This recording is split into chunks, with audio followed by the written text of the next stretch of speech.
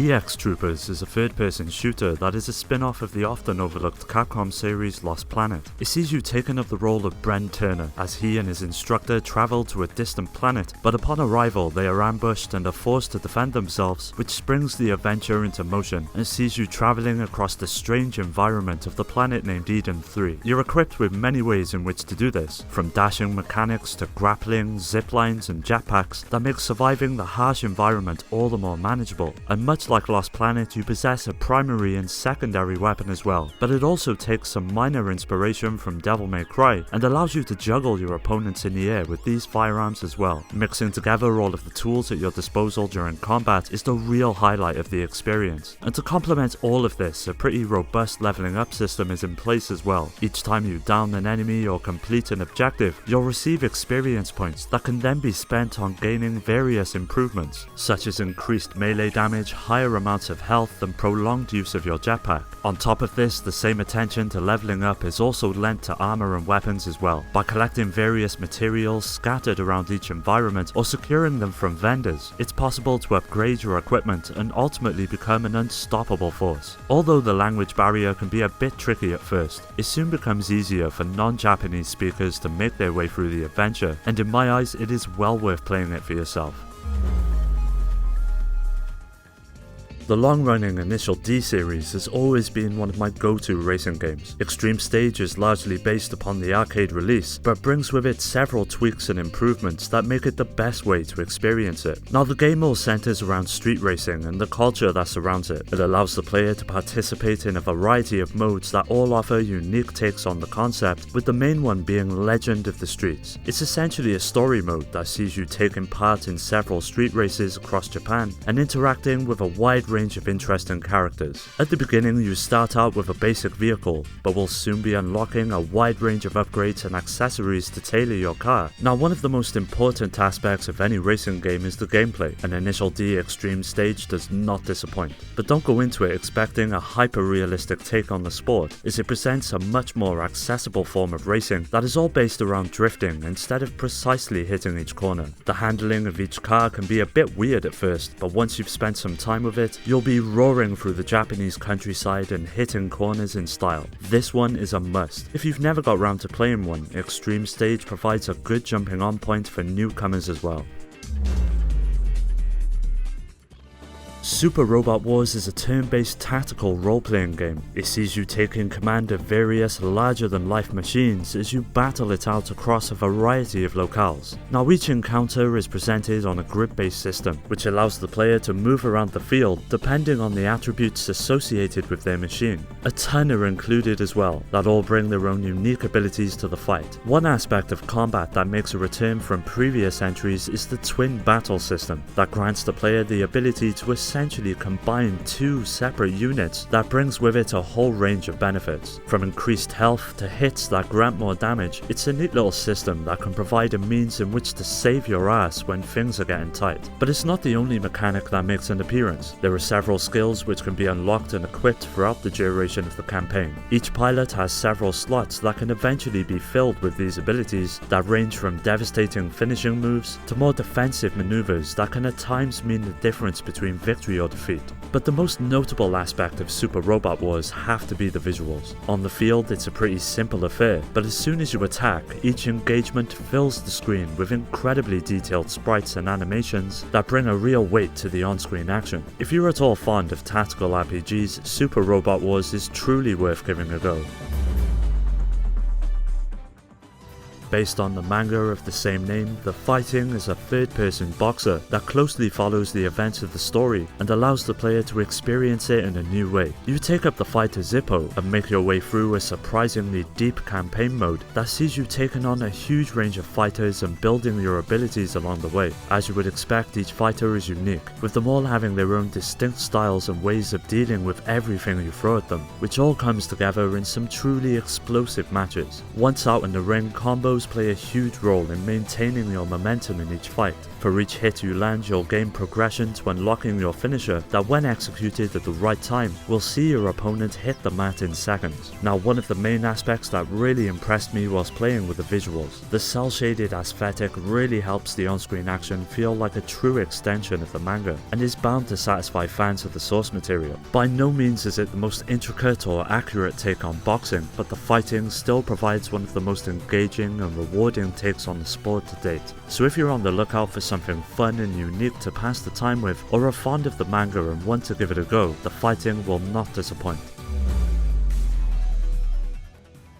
Starting out life on the PlayStation 2, the Hack series became well known for its blend of unique RPG elements and narrative that made it stand out amongst the variety of RPGs on the system. As with most successful franchises, a selection of spin-offs usually materialize, and the Hack series is no exception. Hack vs is essentially a fighting game that sees various characters from the franchise coming together to battle it out, and although there's not that much in the way of story, while it lacks in narrative, it more than makes up for in gameplay. Now, there are 8 fighters in total that all naturally possess a selection of basic attacks, as well as unique special moves that all bring something different to the table. Giving each of them a go is essential to find a fighter that suits your style of play best. Much like other fighters, you'll find that each fight also revolves around building up a gauge in order to perform extremely powerful moves. In Hack vs, these moves are called ultimate attacks, and as you take damage or successfully land hits, the bar will slowly rise and eventually grant you the ability to execute your character's skill. As you would expect, they are a real spectacle and light up the screen in style. Overall, Hack vs is a competent fighting game. By no means is it the most technical fighter on the system, but for those looking for a solid and well-rounded experience, it's definitely worth a shot.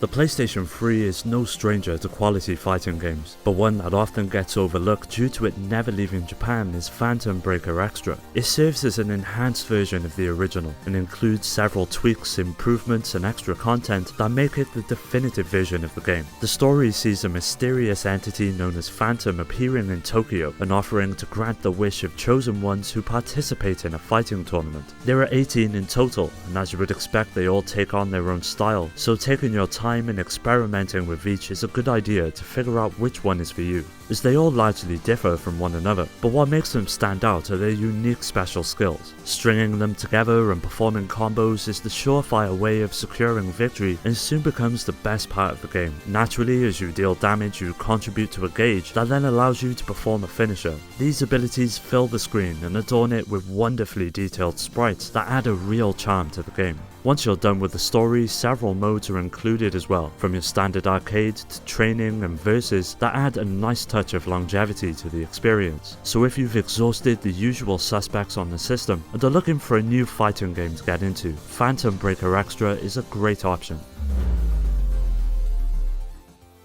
I've always been a huge fan of the Yakuza series. Ever since its humble beginnings on the PlayStation 2, each game has continued to refine and improve what makes the series so great, and has no doubt contributed to its success. A spin-off known as Kenzan that takes the adventure into the past is one of the most intriguing and exciting takes on the series. It sees you taking on the role of Miyamoto Masashi, a bodyguard who retreated into a quiet life after suffering a huge defeat. But it isn't long until you are once again plunged into the criminal underworld of the city and take on a hit that sparks the adventure. Like previous entries in the franchise, the gameplay is largely split into 2 separate styles. The first sees you exploring the city of Kyoto and interacting with the impressive amount of NPCs, with the second being combat that is made up of 4 elements. You have basic melee, 1 blade, 2 and 2-handed blades. Each of these fighting styles have their place and come into play depending on how many enemies you are presented with. The combat soon becomes the real star of the show and provides some of the most memorable moments of the experience. Now, Kenzan has unfortunately never made it west, but with support from the game's producer and many of the fans as well, it looks like it may soon become a real possibility that having to settle for the Japanese version will soon be a thing of the past.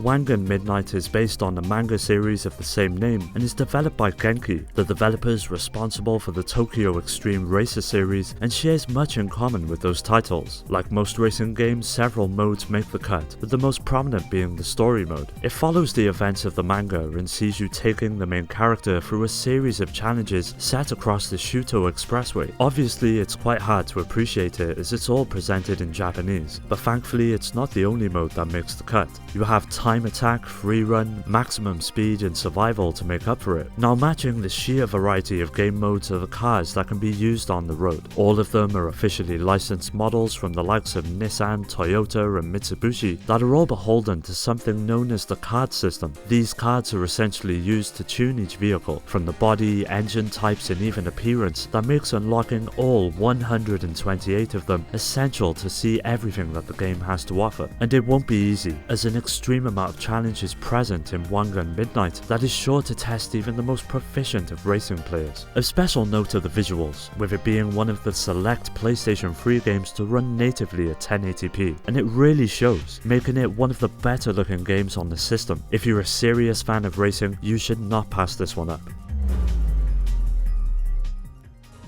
A ton of incredible Gundam games have released for the PlayStation 3 over the years, but one that truly deserves your attention is Extreme vs Full Boost. It shares much in common with the likes of Virtual On and presents a mech-based action game that fans of the anime can enjoy. As you would expect, a generous amount of Gundams make the cut that all come with their own unique arsenal of weapons and abilities that make dealing with the onslaught of enemies all the more manageable, especially some of the bosses that in my opinion are the real highlight of the game. Some of them fill the entire screen and require real strategy in order to defeat. Because of this, you'll constantly find yourself swapping in and out of different setups that promotes trying everything the game has to offer. Now fans of the series will feel right at home, and although at first it can be quite tricky for non-Japanese speakers to follow the story, the minute-to-minute gameplay more than makes up for it. Visually, Extreme vs Full Boost is quite impressive. The vast areas allow you to freely navigate and unleash devastating but eye-pleasing abilities that fill the screen with colour. And although the game is prone to a few frame rate dips once the action heats up, it's nothing that truly takes away from the experience. Now for non-Japanese speakers, several guides on the internet can point you in the right direction, especially when it comes to navigating menus and upgrading machines. It can be quite text heavy, so I'd highly recommend seeking them out if you decide to pick this one up.